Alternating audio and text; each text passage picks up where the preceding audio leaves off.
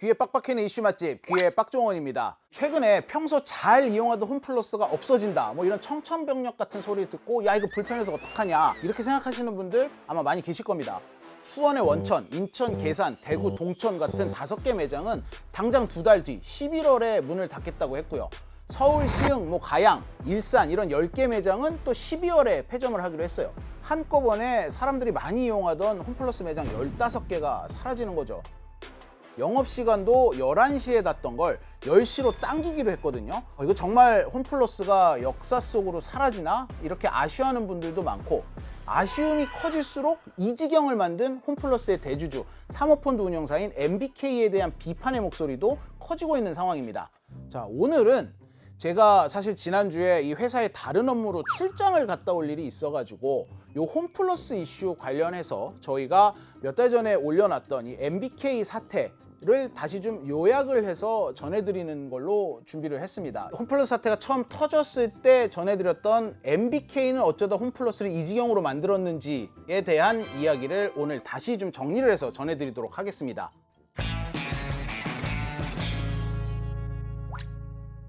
홈플러스가 임대료 조정이 되지 않은 전국 15개 점포를 순차 폐점하고 본사 희망 직원을 대상으로 무급 휴직을 시행하기로 했습니다. 홈플러스 노조는 대주주 MBK의 자구 노력 없이 매장들을 포기하는 조치라고 반발했습니다. 홈플러스가 갑자기 기업회생 신청을 거의 기습적으로 하면서 굉장히 시끄러웠죠. 만약에 홈플러스가 제2의 팀F처럼 급격히 몰락의 길을 걷게 된다면 이 수많은 임직원과 그 가족들, 그리고 홈플러스에 납품하는 납품업체들, 그리고 홈플러스에 새들어있는 테넌트들, 여기에다가 물가 상승 효과까지 가져올 수 있다. 정말 엄청난 경제적 파장을 일으킬 수 있다라는 우려가 계속해서 나오고 있었죠. 게다가 투자자들과 전혀 사전에 협의가 되지 않은 채 MBK가 결정을 한 일이다 보니까 도덕적 해이 얘기가 나오고 있습니다. 우리나라 경제에 엄청난 영향을 미칠 수 있는 기업을 사모펀드가 자신들의 이익만을 위해서 이렇게 사고팔고 하는 걸 계속해서 봐줘야 되느냐라는 얘기가 나오고 있습니다. 홈플러스의 기업회생 절차가 개시가 되면서 화제가 된 부분이 있어요. 바로 그냥 기업회생이 아니라 앞에 선제적 기업회생이라는 단어가 붙습니다. 이번에 이 홈플러스로 인해서 사실상 거의 처음 나온 개념입니다. 무슨 소리냐? 돈을 갚아야 되는데 갚을 돈이 없어. 이러면 이제 법정관리 신청을 하잖아요. 그런데 보통 국가가 직접 개입하는 기업회생에 가기 전에 이 채권자하고 채무자가 먼저 사적인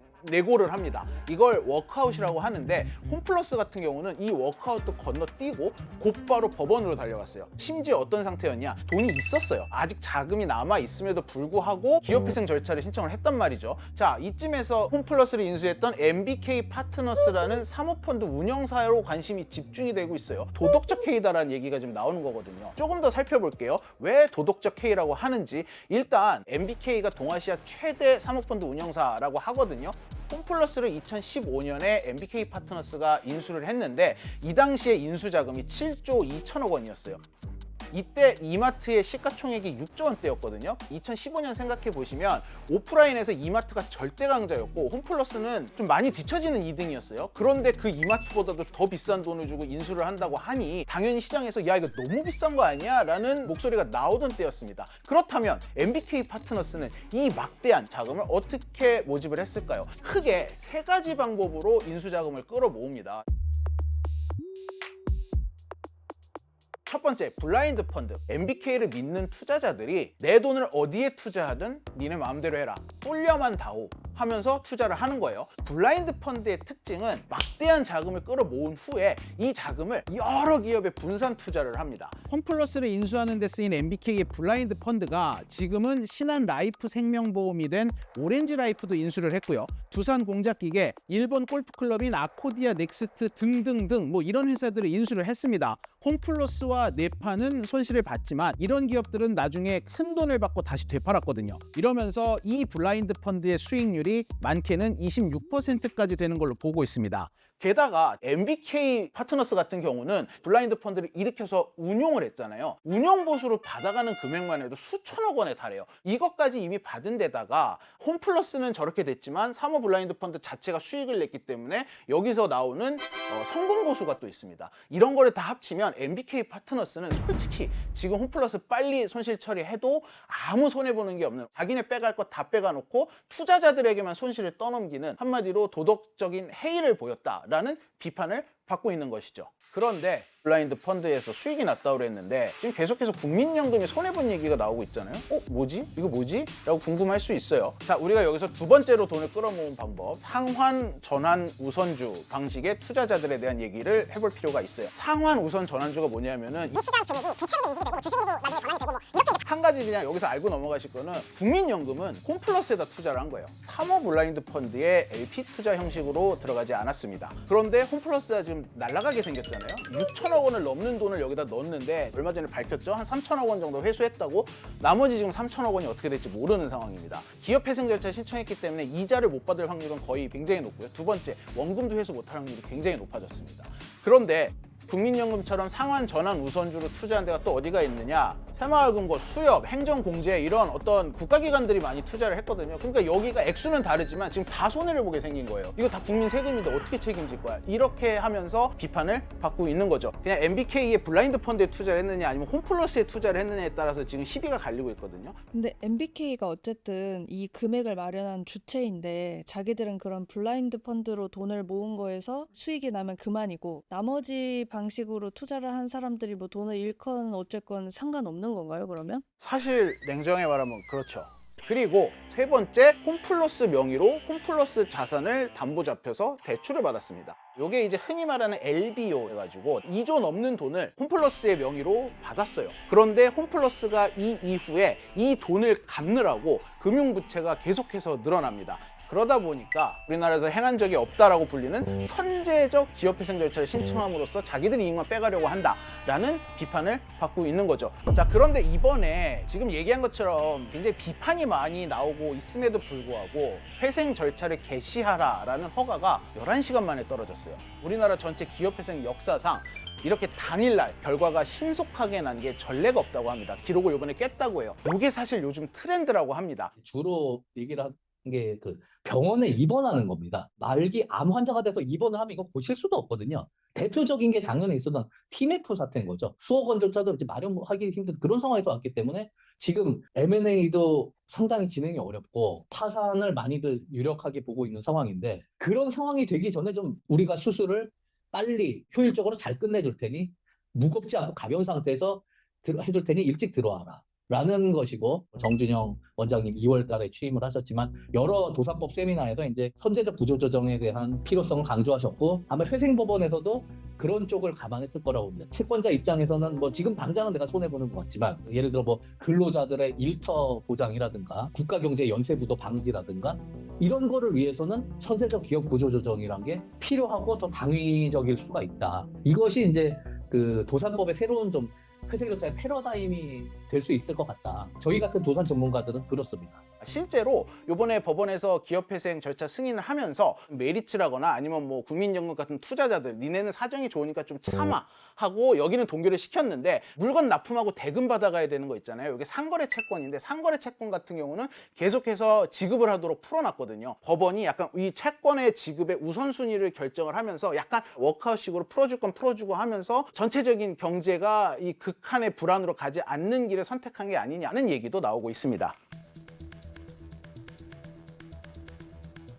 기업회생 절차를 신청을 언제 했느냐, 그 시점이 지금 하는 게 그래 뭐 더 나았을 수도 있어 라는 얘기가 나오지만, 그 전에 애시당초 이런 일을 만들지 않았어야 되는 거 아니야?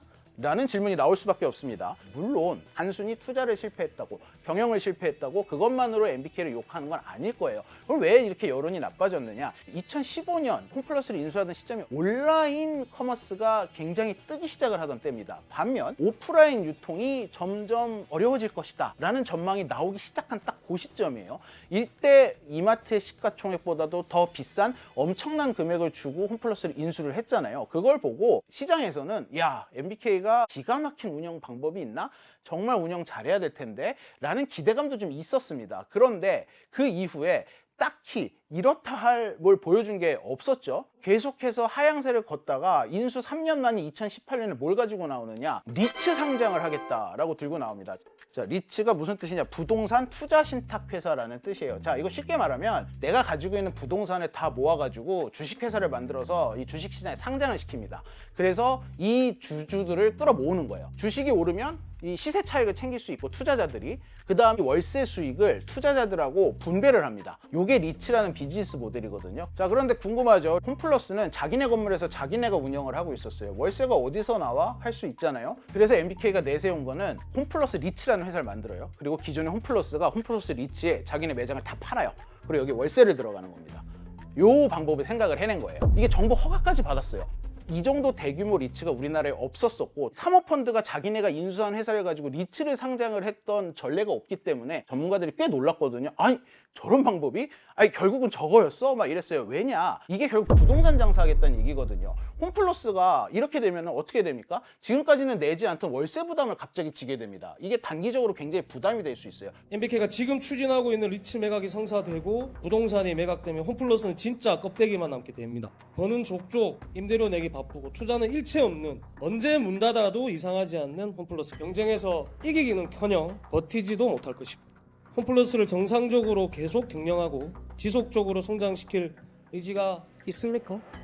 이게 잘 되면 많은 투자자들이 생기니까 현금이 유입이 되면서 사업을 오히려 확장을 하고 선순환에 접어들면 상관이 없는데, 리츠를 상장함으로써 부동산 장사는 할 수 있을지언정 이거 얼마나 현금이 들어오겠느냐라는 우려가 계속 있었어요. 결국은 공모를 했는데 절반도 안 모인 거예요. 그래서 결국 MBK가 리츠 사업을 포기를 하게 됩니다.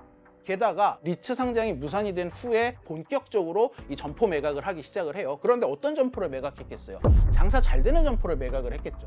지금 그렇지 않아도 업황이 어려운데 이거를 장사가 잘 되는 매장 위주로 매각을 해버리니까 홈플러스의 영업은 점점 어려워질 수밖에 없었던 겁니다. 부동산 장사 쪽으로 머리를 썼겠구나 라는 의심을 할 수가 있는 거죠. 여기서 포기한 사업을 왜 얘기하느냐, 홈플러스를 정말 더 가치가 있는 기업으로 키울 생각이 조금이나마 있었는가에 대한 의구심이 나오기 때문이에요. 또 다른 좀 시각에서도 생각을 해볼 필요가 있는데, 사실 리츠는 부동산의 시세를 기반으로 한 상장이기 때문에 일반 주식처럼 변동폭이 크지가 않습니다. 즉 리스크도 적은 대신에 수익도 크지가 않아요. 그래서 리츠 상장에 성공을 했다 하더라도 MBK가 얻을 수 있는 수익은 그렇게 크지 않았을 것이다 라는 얘기가 나오거든요. 그럼에도 불구하고 이런 새로운 시도를 한 이유는, 인수하고 3년 지나서 봤는데 이거 지금 우리가 봤을 때 감당이 안 돼. 그럼 이 손실을 더 많은 투자자를 끌어들여서 이 손실을 나눠야겠다, 이런 생각을 했을 것이다 라는 얘기가 나와요. MBK가 홈플러스에 보인 행태는 알짜배기 자산만 쪽 빼서 유동화를 시킨 후에 껍데기만 남겨놓는 형태였다라는 점에서 비판을 받는 거거든요. 이런 식의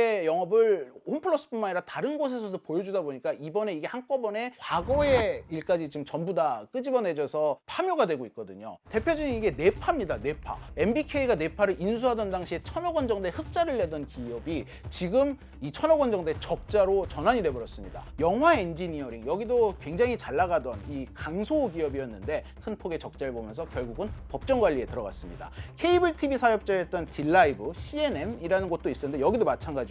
자, 이러다 보니까 주목을 받는 기업이 고려아연입니다. 여기서 재련하고 만들어내는 게 아연, 금, 인듐, 갈륨 이런 거거든요. 반도체, 배터리, 요즘 전 세계적으로 각축장이 벌어지고 있는 산업이잖아요. 여기에 들어가는 물질들이고, 또 우리나라 방산 잘 나가잖아요. 방산의 핵심인 안티모니, 텔루륨 이런 거를 고려아연이 만들거든요. 그런데 고려아연에 MBK가 들어와서 극한의 엑시트 전법을 쓰면은 기술 전부 어디 다른 나라로 넘어가는 거 아니야? 이런 우려가 나오고 있습니다.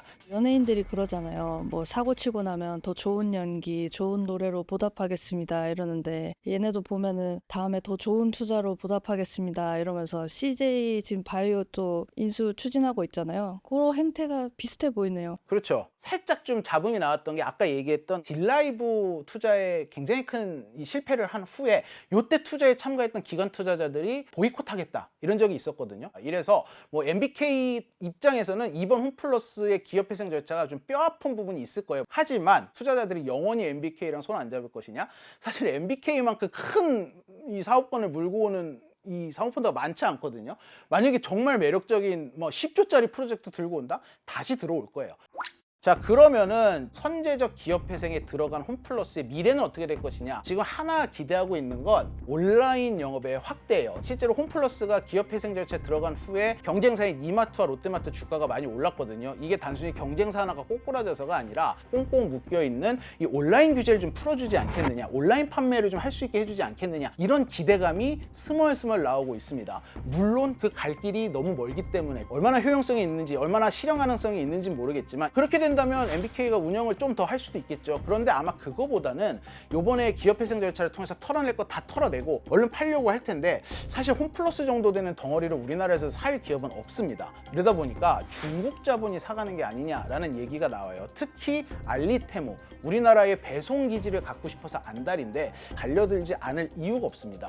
이래서 앞으로 MBK가 홈플러스를 어떻게 처리를 할 것이냐에 대해서도 굉장히 촉각이 쏠리고 있는 상황입니다. 최근에 우리나라의 사모펀드 성장세를 보면은 2011년부터 지난해까지 공모펀드가 2배 증가를 했고요. 사모펀드가 6배 증가를 했습니다. 사모펀드의 증가세가 훨씬 더 빠르다는 얘기예요.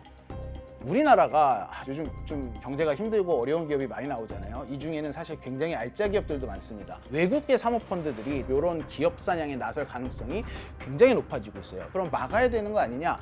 사실 애석하게도 이건 자본주의에서 투자의 개념이기 때문에 막을 수 있는 근거가 없어요. 그래서 금감원도 이번에 답답했는지 사모펀드의 본업이 먹튀가 아니냐라는 얘기를 했거든요. 우리나라 기업에 사실 돈이 돌아야 된다라는 차원에서는 이걸 무조건 규제만 하는 게 상책은 아닌데, 사모펀드가 본격적으로 우리나라로 들어오기 시작할 것 같은 이 시점에 우리나라도 어떻게 이거를 핸들링을 하는 게 가장 현명한 방법인지 좀 본격적으로 고민을 해야 될 때가 아닌가 싶습니다.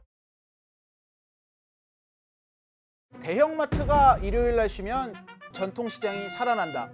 어떻게 보면 이 해묵은 이슈가 최근 들어서 다시 불타오르고 있는 모양새입니다. 대형마트의 의무 휴일을 일요일에서 평일로 옮기고 있는 지자체가 최근에 늘고 있어서인데, 일부 지자체는 지역에 있는 대형마트가 아예 폐점을 할까봐를 이유로 꼽고 있습니다. 실제로 홈플러스가 갑작스럽게 기업 회생 절차 신청을 했죠. 홈플러스는 최근 신용등급 하향 조정에 따른 자금 부담을 줄이기 위해 예방적 차원에서 회생 절차를 신청하게 됐다고 밝혔습니다. 홈플러스 측은 10년 넘게 이어진 이 대형마트의 휴일 영업 규제 때문에 1조 원 넘는 경영상 손실이 났다라고 경영이 어려웠던 이유를 꼽고 있습니다. 물론 사모펀드인 MBK의 무리한 인수, 이런 기업 회생 절차로 인해서 자신들의 책임을 남들한테 너무 빨리 넘기려고 한다, 이런 부분들은 또 따로 엄밀하게 따져봐야 할 부분입니다. 하지만 다른 대형마트들도 실적이 떨어지고 있고 폐점하는 점포가 늘고 있다는 점에서 휴일 영업 제약 규제가 이 경영난에 어느 정도 영향을 미쳤다라는 분석이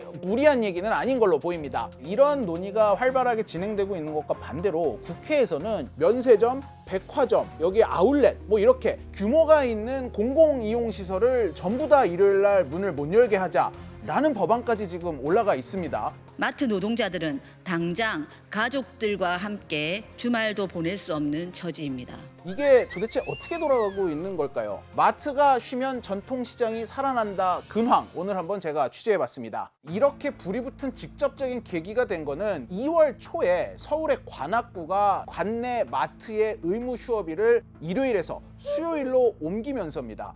서울 시내 25개 구 중에 4번째로 일요일이 아닌 평일날 쉬는 이 지자체로 합류를 한 거예요. 제가 좀 관악구 쪽에다 취재를 해봤더니 대형마트 쪽에서 먼저 제안이 온 건 맞는데 상인협회 쪽에서도 건의가 들어왔다고 해요. 이래서 이제 양쪽이 만나가지고 같이 상생협의를 한 끝에 결정이 났다고 하는데, 이상하죠?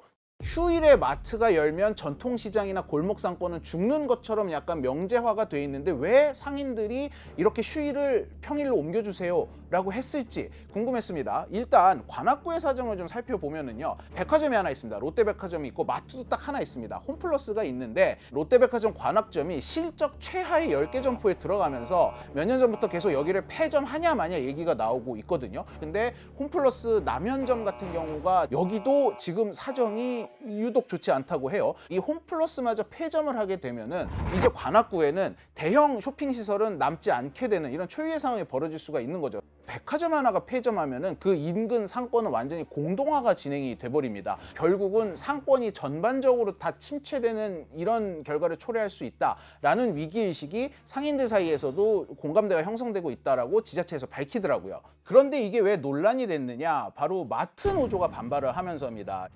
묻지 않을 수 없습니다. 관악구청장에게 도대체 누구와 이것들을 상의를 해서 이렇게 마음대로 결정들을 하고 있는지, 구청장은 토요일날 일요일날 정말로 근무할 수 있는지, 저희 서비스연맹은 원위치가 되는 그날까지 끝까지 바로잡을 때까지 투쟁할 것입니다.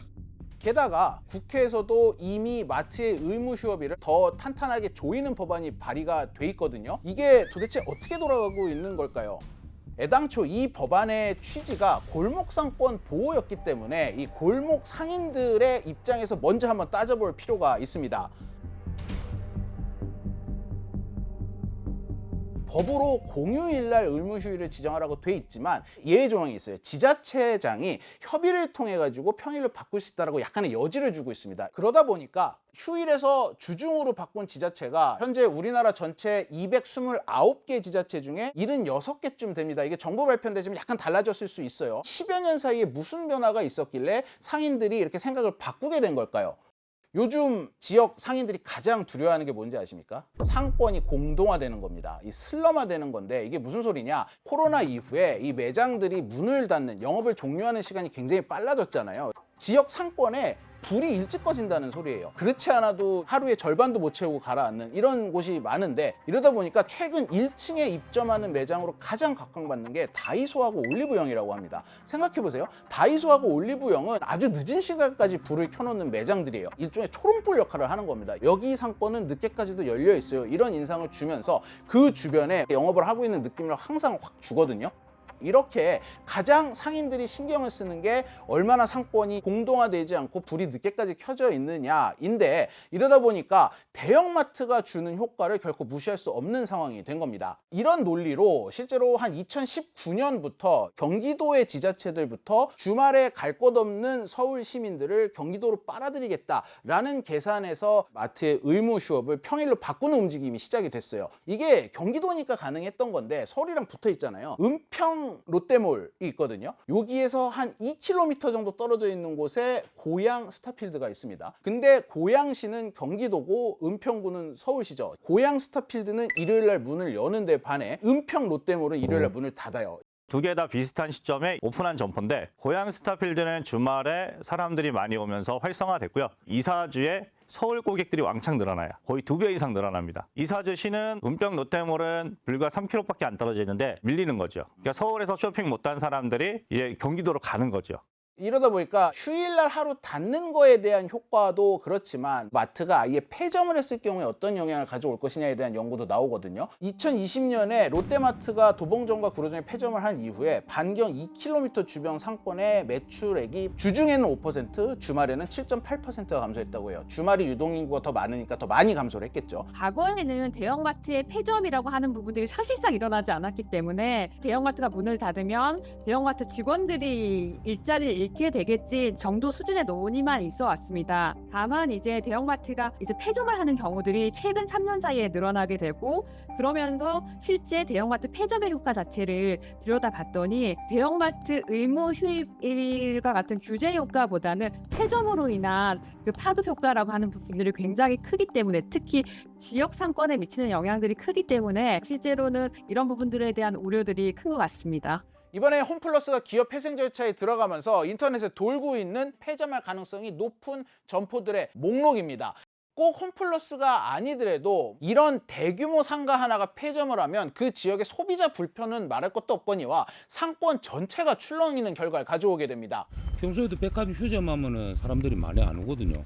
백화점 쇼핑했다가 시장 한 바퀴 돌고 들어가는데 이 백화점이 없어짐으로써 많이 시청거리지. 2022년에 시화 이마트가 문을 닫을 때 폐점 반대 시위가 굉장히 격렬하게 일어났거든요. 지역 상인협회, 그다음에 지역 개인 상인들도 여기 같이 참가를 했어요. 이마트 폐점하지 말라고. 상인들이 나서서 폐점 반대할 시위까지 참여하는 걸 보면 대형마트가 골목 상권을 죽인다라는 것이 사실상 효과가 없다라는 거를 반증하는 거기도 하네요.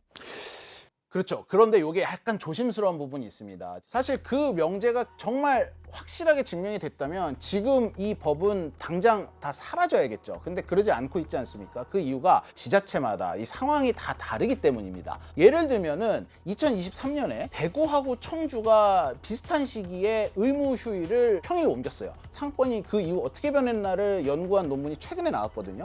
보면은 대구에서는 골목 상권의 매출이 한 3% 정도 늘었다라는 결과가 나온 반면에 청주는 별 변화가 없었다라고 나왔거든요. 청주는 저희 취재진이 가서 상인들한테 직접 물어보기도 했어요. 매출 차이가 좀 있고 그런 건 좀 있어요? 아니 없어요. 없어요. 그냥 꾸준히니까 친절하게 하고 싸게 좋은 물건 팔고 그래야지 뭐 도리가 없어요.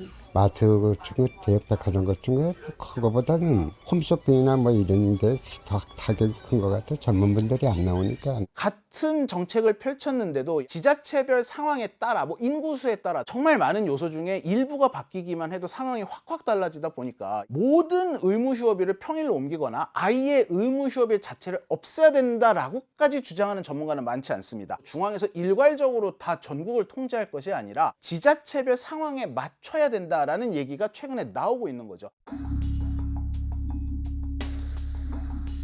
스타필드는 근데 원래도 많은 사람들이 방문하는 곳이고 이게 은평구의 의무 휴업일을 피해서 서울 유동인구가 그쪽으로 몰려가서 늘어났다라는 직접적인 연관관계를 찾기는 사실 좀 힘들지 않나요? 물론 마트가 휴일에 문을 닫았기 때문에만 유동인구가 많이 떨어졌다라고 단정적으로 얘기할 수는 없을 겁니다. 많은 요인도 있는데 이거에 대해서 전문가들은 이 사람들의 소비 패턴과 트렌드, 왜 밖을 나오는지 그 이유에 주목을 해볼 필요가 있다고 얘기를 합니다. 이렇게 오프라인에, 그것도 주말에 나오는 경우는 결국은 무슨 물건을 사는 그 행위 자체보다는 나와서 즐기는 이 자체를 위해서 나오는 경우가 많다라고 얘기를 하거든요. 이 온라인과 오프라인의 이 매출을 보면은 온라인은 우상향을 계속해서 하고 있고 오프라인은 우하향을 지속적으로 하고 있습니다. 이렇게 벌어지고 있어요, 그래프가. 사는 행위를 만족시켜주는 건 대부분 온라인이 풀어주고 있다는 소리예요. 구매라는 요건만으로는 사실상 오프라인으로 사람들이 오지 않습니다. 중요한 거는 우리 동네에 사람들이 많이 올 수 있게 하느냐 없느냐. 그냥 거리를 찾아야 되는데 그게 스타필드의 경쟁력 플러스 주변에 있는 상권입니다. 스타필드 나 갔다 왔어. 가 중요한 게 아니라 스타필드 주변에 있는 맛집도 갔어 라는 스토리텔링이 됐을 때 다 같이 시너지를 내는 거죠. 마트 하나가 잘 된다고 해가지고 다 잘 되는 것도 아니고 마트 하나가 휴일에 문을 닫는다고 해서 다 망하는 것도 아니고 이 모든 게 유기적으로 잘 조화가 돼서 무언가 사람들에게 경험을 줄 수 있는 상권들이 최근에 계속해서 각광을 받고 뜨고 있다라는 얘기가 나오거든요. 여기에 또 하나가 기존에 이런 법안이 통과됐을 때는 지역 안에서 대기업이 뜨면 소상공인이 죽고 이런 식으로 지역만 나눠서 봤는데 사실 우리나라 그렇게 큰 나라가 아닙니다. 최근에 스토리 있는 곳을 찾아다니는 추세가 굉장히 강화가 되다 보니까 이제는 지역으로 묶을 것이 아니라 이거를 전국 단위로 봐가지고 다른 데 사는 사람을 끌어오야 된다라는 개념이 점점 강해지고 있거든요. 수원의 예도 한번 들어볼 수 있을 것 같은데 수원이 대표적인 포켓 상권이었다고 합니다. 포켓 상권이란 뭐냐? 유동인구가 이 지자체를 벗어나지 않는 거예요. 그 지자체 안에서 대부분의 유동인구가 도는 상권인데 최근 들어서 요거 의무 휴업일을 수원에도 평일로 좀 바꾸자라는 얘기가 나오기 시작을 했다고 해요. 왜 그런가 분석을 해봤더니 GTX가 생기고 교통이 발달하면서 수원 사람들이 그 인근에 문을 여는 다른 지자체로 옮겨가기가 너무 쉬워졌다는 거죠. 교통이 발달되면서 오히려 전국이 선택권이 되는 거예요. 판교의 현대백화점은 매출액이 올라가고요. 강남쪽도 매출액이 올라가는데 베드타운화 될 확률이 되게 높습니다. 오프라인에서 어디든 문을 열어야지 그것 때문에 사람들이 오고 옆에 있는 음식점도 가는 거죠. 사람들은 날짜를 계산하는 걸 싫어합니다. 그냥 항상 열려있는 데를 가는 거죠. 자, 그런데 이런 논의가 활발하게 진행되고 있는 것과 반대로 국회에서는 이 의무 휴업일을 더 단단하게 조여야 한다라는 법안이 지금 몇 가지 상정이 돼 있습니다. 민주당 송재봉 의원이 발의한 법안은 무조건 의무 휴일은 공휴일 날만 해야 된다라는 법안을 지금 발의를 해놨고요. 진보당의 정혜경 의원은 여기서 한 발 더 나가가지고 공휴일에만 쉬는 건 당연하고 그거 받고 백화점, 면세점, 대형마트, 좀 규모가 있는 유통가들을 통합을 해서 공휴일에 문을 못 열게 해야 된다라는 법안을 발의를 해놓은 상황입니다. 법이 왜 발의됐는지를 보면은 약간 좀 달라진 점이 있어요. 골목상권 살리기보다는 마트 노동자 노동권 보장 때문에 이런 법안이 발의되고 있는 상황이에요.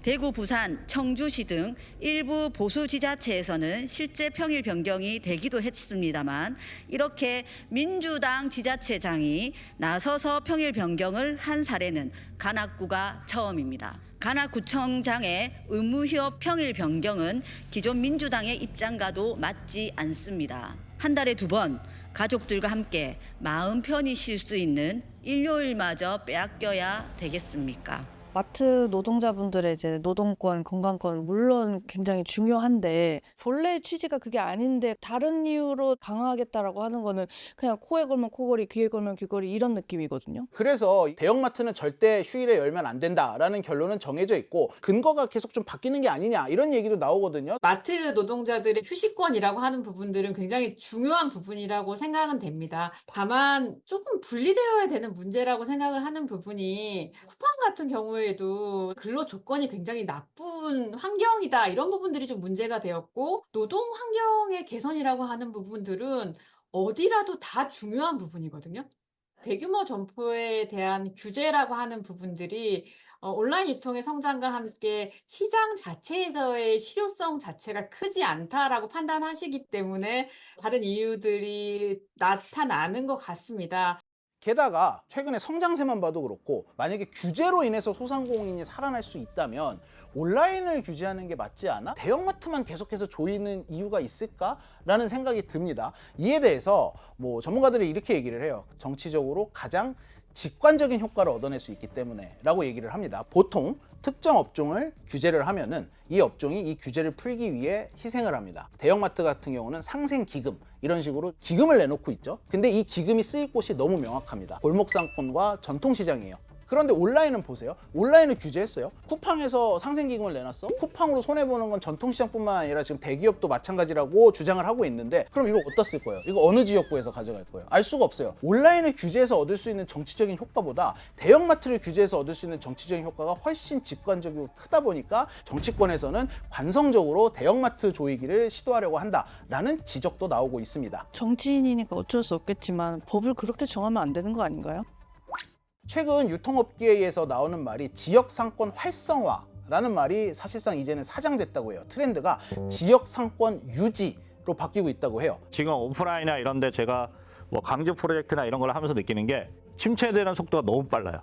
근데 결국에는 쿠팡이 거의 다 가져가고 네이버가 반응하는 정도였고 작년에 이제 시커머스가 많이 들어왔잖아요. 올해는 제가 보기에는 글로벌 게임으로 갈 것 같아요. 그러니까 우리나라는 너무 내수를 많이 건드려요. 글로벌 게임에서 우리나라가 큰 대안을 가지고 있지 않으니까 바로 눈에 보이는 내수에 집중하고 시선을 돌리는 게 아닌가 오히려. 해외 상황을 보면은 내수는 계속 보호하고 지원을 하면서 관세 전쟁이라거나 여러 가지 무역 전쟁을 펼치고 있죠. 이런 식의 규제가 계속해서 더해지는 게 과연 지금 우리 경제에 딱 필요한 일인가는 다시 한번 돌아볼 필요가 있을 것 같습니다.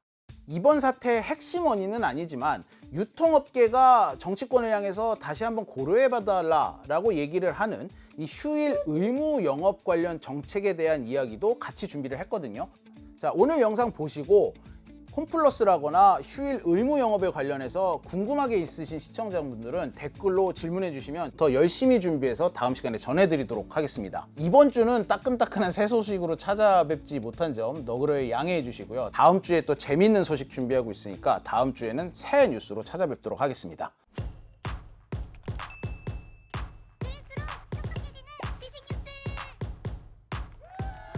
고양이를 부탁해는 여기까지.